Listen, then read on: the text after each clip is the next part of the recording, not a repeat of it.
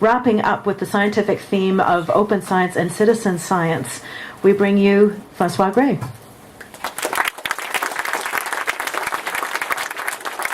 Thank you very much, Margaret. Thank you all. It's wonderful to be here. I really came when I saw Bletchley Park. I thought, I have to go to Bletchley Park. That's too exciting. And I just went on the tour this morning, and it blew my mind.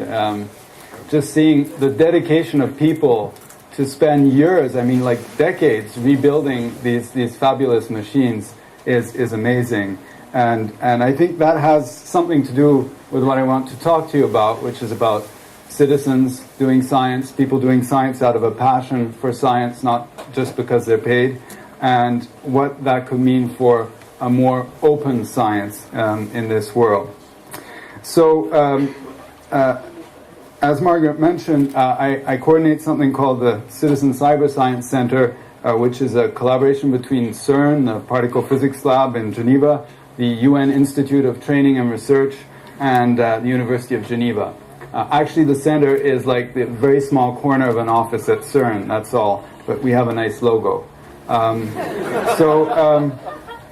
So what we're about, actually, is about promoting citizen science in developing regions of the world. I'll get back to that in a moment. What I'd like to say, though, is I think we've got all a good idea from Ariel's opening keynote, from those of you who were at Muke's talk, and I think some of the other talks. We all know what citizen science is, more or less. But what is this thing, open science? Whoops. So there's two aspects of open science. One is technology, open access to scientific information, open source and open data, and notions of collective intelligence, networked collaboration. So these are concepts, technological concepts that the internet has enabled. But being here at Bletchley Park, I had put up this quote. I'm not sure if you can read it. Bletchley Park was about doing something technological, breaking a code, but it was also about trying to stop the Second World War and save a lot of lives. And it was actually also about a battle against, a form of evil in this world. And at the same time that people were doing this here at Bletchley Park, there was a young philosopher in New Zealand, Karl Popper, writing a book that would turn out to be extremely influential called The Open Society and Its Enemies.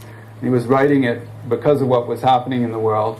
And he has this one sentence, I think, which captures what he was getting at, is if our civilization is to survive, we must break with the habit of deference to great men. What he meant is that, as a society, we have to take responsibility for our future ourselves. We cannot just follow blindly leaders. We know where that leads. And open science is, I think, also about reminding ourselves that science belongs to us all. The consequences of science and technology have a huge impact on our lives, and we're all responsible for this. We cannot just blindly follow great men. So from that, I want to move forward to CERN. CERN's an interesting example of a place that produces new technologies without people having to fight each other. Let's face it, a lot of the great technologies of the past have happened because of war, but CERN is a nice example where people got together in peace for peaceful reasons. In fact, it was a direct outcome of the Second World War, and it was the first opportunity to get German scientists and British scientists, Italians and French, to work together on something. And they've done a pretty good job of really pushing fundamental science forward with these giant accelerators they build, like the LHC. Now, I had the good fortune to work for a few years at CERN, and one of the jobs I got was to do some outreach about science for the general public, especially about the LHC. Now, the LHC, the Large Hadron Collider, I'm guessing most people in this room have heard about it. I think maybe Ariel's even discussed it in the opening. Does anyone, who knows what the LHC is, more or less? Right, okay, great. So try to imagine in 2004, not many people had actually heard of it. It was before Dan Brown. Right? So we were asked to do something to get the public interested in it, something with computing in the LHC. So we created a project called LHC at Home, and we did it just by ringing up the guy at Berkeley, David Anderson, who'd created SETI at Home, and we asked him, we'd like to do that for the LHC, and we made a project that actually calculated how the protons zip around this accelerator, and this actually produced useful data for designing and optimizing this giant accelerator. In fact, the data was so useful that after the 3 months that this was supposed to be happening in 2004 to celebrate 50 years of CERN, the beam scientist said, please don't turn this off. Please keep this going. So just to give you an idea, when we turned this on, when we got the server going and invited volunteers to participate, I thought, maybe we'll get 10 or 100 people in the first week. In 24 hours, we had 1,000 people helping us. In 1 week, we reached nearly 10,000 and the server crashed. And we still hadn't done actually any promotion. So this was a real eye-opener for me about the power of citizen science and the desire of people to participate. Why do they participate? Well, that's a really interesting question.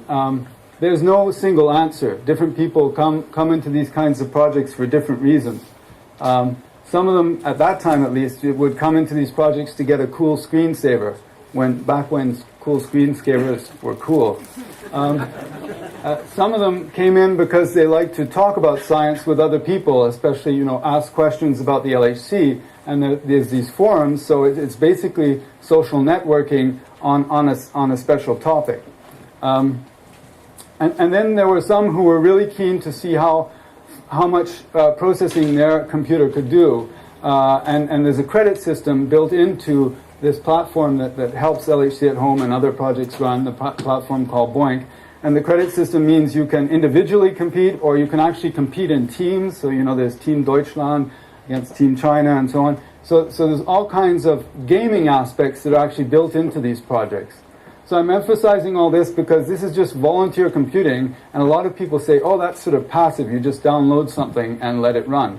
Well, it doesn't have to be. You can make it as active and interesting as you like. Maybe I'll just, for the anecdote, so one of the people who contacted us early on about this and was interested in optimizing the code and so on said, listen, I started with one computer, and then I had 2 running this, and now I have a garage of 100 PCs running this. So there are some amazingly keen people, very similar to the sort of keenness of the people here at Bletchley Park, rebuilding Colossus and so on. So let's fast forward to what I would say is the state of the art in these kinds of online citizen science activities, a project called Foldit. So what Foldit does is basically it allows you to fold a protein. It's a program you download, and then you basically have a way to interact with the molecule, push it, pull it, and you get a score, and the score is telling you whether the protein is folding more or less well. It's something to do with the energy of the protein. If it's the lowest energy possible, that's probably the state the protein would take naturally. Why is this interesting? Because although some protein structures are known, you can use X-rays and crystals of proteins to figure out their structure. Most are not known, and the structure, the form of the protein, is key to its function, its medical consequences. And there's a lot of diseases, for example, Alzheimer's, that are all about misfolding of proteins. So this started off as 2 PhD students at the University of Washington who just wanted to try and make a cool game about protein folding. And when they launched it, it worked. It worked very well indeed. They had built in this competition aspect, and that worked. What they didn't expect, and what the scientists involved didn't expect, is that the volunteers would also want to collaborate. And they wanted to collaborate not just to score points or something. They actually wanted to exchange information about how they were folding these proteins. And the best of them, I mean, there's hundreds of thousands of people playing this, but there's maybe 100 at most who are like super brilliant folders. Some of them are like 13-year-olds who are just really good at this because they've played it for hours and hours. Some of them are retired people who've really got interested in protein folding. Anyway, these experts started to exchange information on the strategies they use for folding proteins. And this led to them finding out totally new strategies for folding proteins. And in fact, now the computer programs that try to fold proteins are being inspired by algorithms based on those strategies. So what you have here is a project sort of being taken by the citizens, by the volunteers, and pushed in a completely new direction. The citizens are setting the scientific agenda. Okay? Now, for the scientists, that's great, and if you do that, you can get your name, or at least your recognition, on a paper in the esteemed journal Nature. You know, for a scientist, getting into Nature is just, it's just wonderful, but it's not necessarily your dream if you're just a citizen. And I'll come back to that issue. What recognition should we give citizens for their contributions that would stimulate even more people to contribute to science on the web in new ways? Okay, so I've talked about volunteer computing quite a lot, but there's only about 2 billion computers on the planet. There's now about 5 billion mobile phones. A large number of them increasingly are smartphones that can do a lot of science. Basically, you've heard a lot of, I think, several talks today and yesterday about use of these things as smart sensors. And then we have the 7 billion plus people on the planet, more and more of them connected by the internet, who can do a great deal of thinking about data, what I call volunteer thinking. So, of course, not everybody is involved in citizen science yet, but I'm based in China at the moment, and the statistics there are rather awe-inspiring. So what I call the velocity of the internet is more than 1 Chinese per second. More than 1 Chinese person every second joins the internet for the first time. We're now at 500 million Chinese on the internet. That's not even half the population yet. Think about that if you're having trouble sleeping at night. 1 Chinese, 2 Chinese. So what we do with the Citizen Cyber Science Center is say, wow, look at all these exciting projects that are essentially all coming out of places like the US and Britain in citizen science. What would it be like if a lot of the developing regions of the world got involved? So we run events in places like Brazil, India, South Africa, Southeast Asia, to try and essentially sow seeds for new projects, new citizen science projects that would be really pushed forward by scientists in those regions. So one of the first projects we helped set up is something called malariacontrol.net. And the idea here is to do epidemiological simulations, looking at how the disease malaria spreads in Africa, and doing simulations on a very large scale, millions of them, in order, first of all, to be able to reproduce known facts about how malaria spreads. For example, how the prevalence of malaria as a function of age in different regions.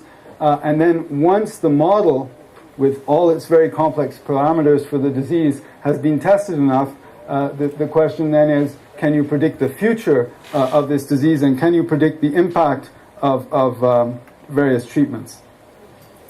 So we of course saw the scientists publishing papers thanks to this, but more interesting, we heard back from various organizations that countries in Africa, Mozambique for example, their health ministries were using this data to decide about investments. Should we invest in bed nets versus maybe investing in the future in malaria drugs?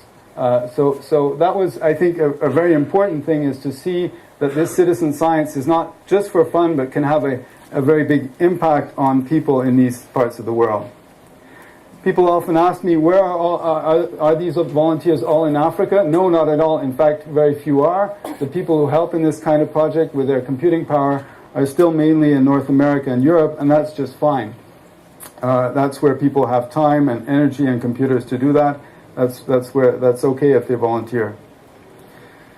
We have another project now started up in Brazil called Forest Watchers, about basically helping experts to check whether computers have got regions that are deforested correctly mapped. Again, this is a project where it's a Brazilian scientist now taking the lead. We have a project in Southeast Asia. This is a collaboration with a group in Stanford which developed this technology called Quake Capture Network, where basically you can measure earthquakes by setting up networks of sensors connected by the internet in people's homes. And this map you see at the bottom is actually the pattern that was of these detectors in Christchurch in New Zealand, and they measured in great detail the second earthquake that hit Christchurch and gave a much deeper understanding of what was going on there.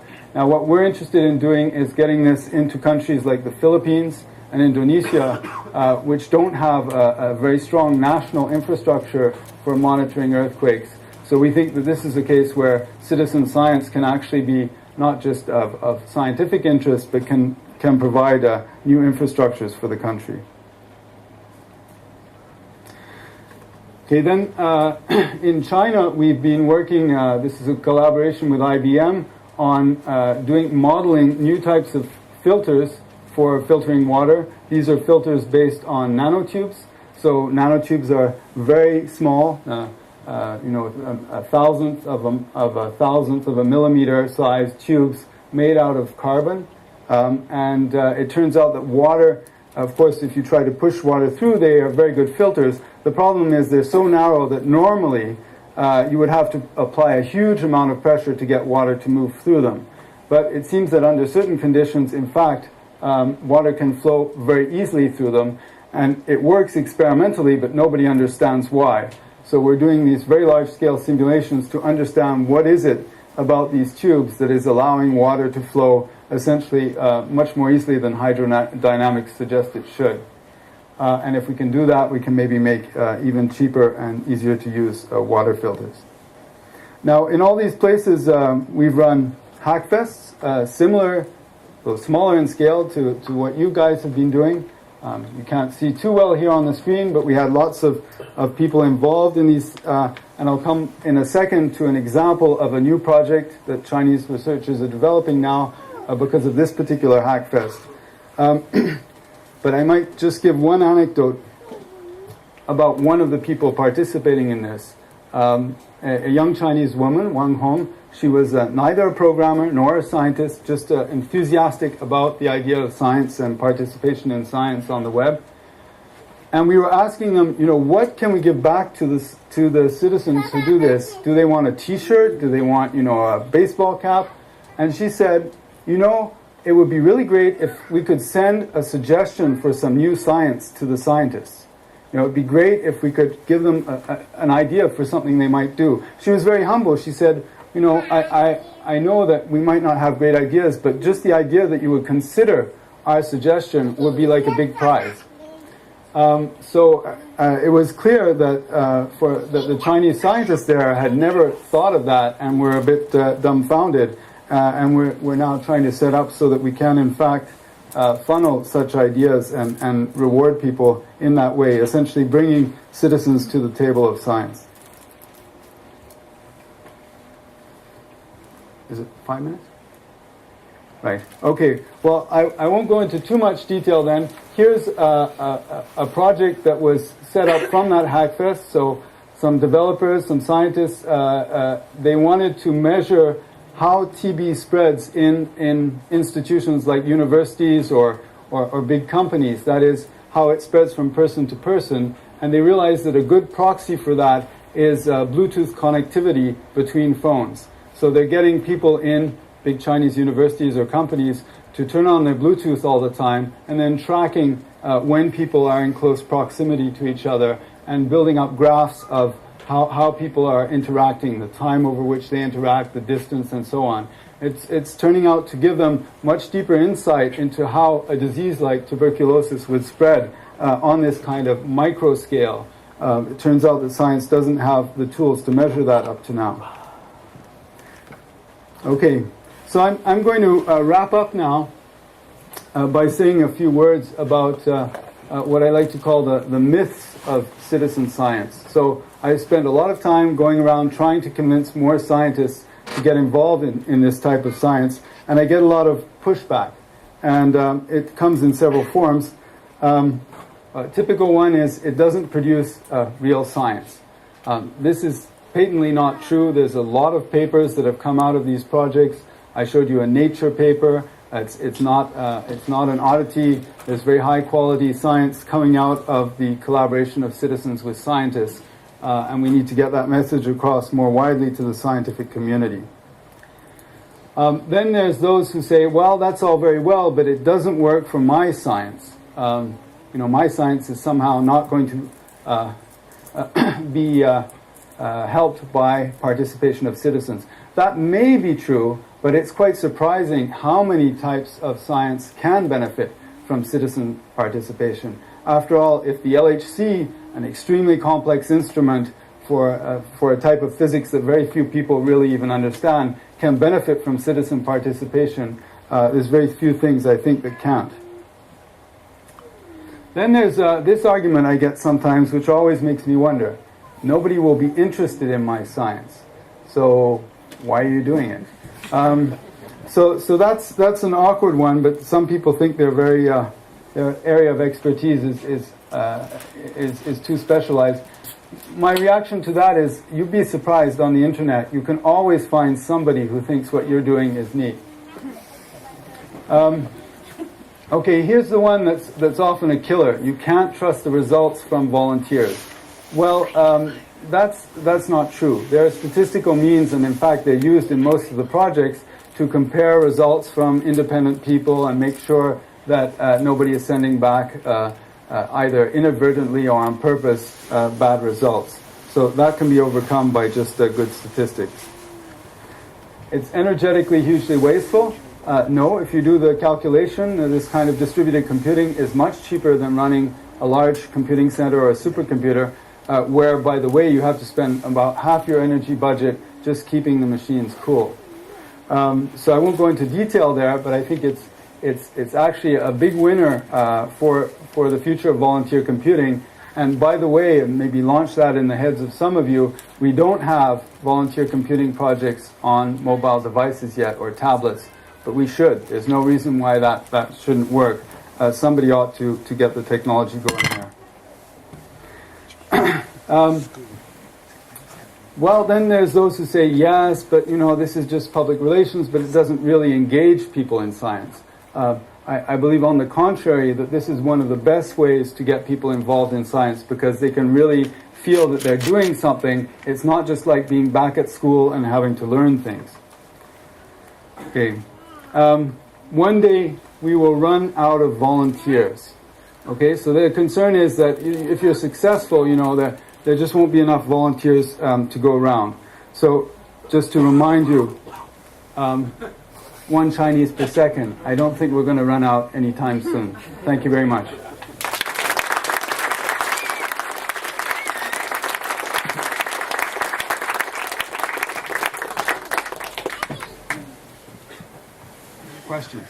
Questions?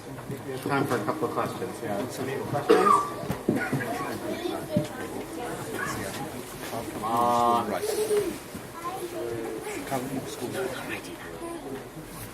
How do we get in touch with somebody who needs this proposal? How do we know what projects need help? Oh, well, I think there's a lot of great sites for that. I think, Ariel, if for example, you're interested in space science, there's a lot of examples of space projects on the Space Hack page, right? Spacehack.org. You can also go to somewhere like this platform called Boink. So this is a BOINC. If you Google this, they have a whole bunch of volunteer computing projects. You can find other lists on the web. Mookie. Right, Science Starter. Thank you. There's a Science Starter is a really great site that actually also provides lessons in how to get going in different projects. Also the kinds of hands-on projects where you go out and measure stuff. Study birds or measure how clean water is and so on. So there really are quite a lot of ways of getting into these projects. You and then you, yeah. Oh, you and then you. Yes.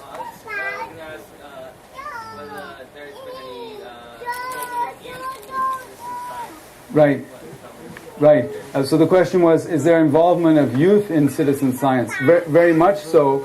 For example, this Science Starter is also focusing on schools and getting teachers involved so that they can help kids get involved. And as I mentioned, some of the most advanced projects like Fold-It, protein folding, actually have the support of very talented 11 and 13-year-olds who turns out are just as skilled as anyone else in helping.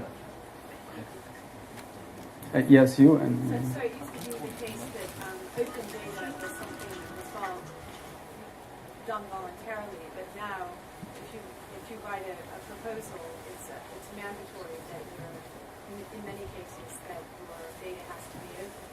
So the question is, for the future, how do you see something like science, citizen science, being written into proposals as an outreach and a mandatory science policy that can have a trickle-down effect from the top up, the top down?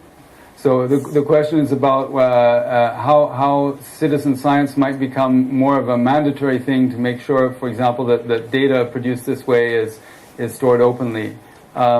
So thank you for the question. And in fact, with some of the people here, Margaret and Muki, we just got support from the EU for a project called Citizen Cyber Lab, which is all about thinking about these issues. How are we going to get people to, first of all, citizens to learn and be creative in these projects, but it also touches on the issue of how these projects will generate open data that other scientists can reuse. So creating open platforms for these projects, so it's very easy to use and reuse them for different scientific purposes. And then I might add that actually a colleague of mine was at a big EU meeting about their future funding, and they are seriously contemplating that any science project in future should have a citizen science component in it.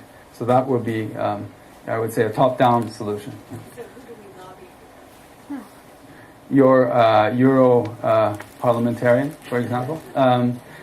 It's a good question. I don't know who you go to at the moment to lobby for that, but it's clearly it would be a useful thing to do. I think there was one question there, one at the back. Yeah. A few years ago, they had the epidemic in World of Warcraft, where they monitored the way the virus spread throughout the population. That was an accident, I understand it. Has there been any attempt to say, actually, now we know we can do that? Is there anyone trying to go to these large online games and do science that way? Yeah, actually, so that's, you could say, accidental citizen science, where citizens are doing something and actually generating data that has deep scientific content. There's a project called Where's George? George is in George, Washington, where people just track where dollar bills. They put in, the dollar bill serial number and their postcode, and then you can go and try and find if someone had the same dollar bill as you.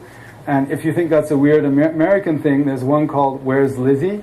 You can guess, in honor of somebody who's having a big party this weekend. And those projects were not made for science. They were made for the fun of tracking money, but scientists went in and discovered that this was actually a wonderful proxy also for how diseases spread. Yeah, so this is also possible. Yes? I think citizens are apt to judge funding of science and playing a more democratic part in determining the direction of science. Right. Can citizens play a more fundamental role in determining the direction of science? So I touched on that a bit with my example of Wang Hong, but clearly there's much more to be done. Just one number to put this in perspective. We've been running a project, a volunteer computing project, in China for a year now with about 10,000 volunteers, and we sat down and calculated how much money, if you wanted to buy the same computing power on a I won't name the company, cloud resource, how much that would cost you. It would have cost us $10 million, that sort of computing power. And the thing is, scientists are actually spending that money, and they have it in their budgets now, and they buy very expensive time on supercomputers and data centers. Sometimes they absolutely need a supercomputer. They cannot do it with distributed volunteer computing. But you know what? A lot of times they could do it that way. And I think there is a case, for trying to get more scientists to use this, top-down, basically saying you better use a cheap solution if you can, and then the volunteers should have a voice in what sort of science gets done. For one thing, they have a voice by just deciding which projects they support. Okay? Thank you, Francois.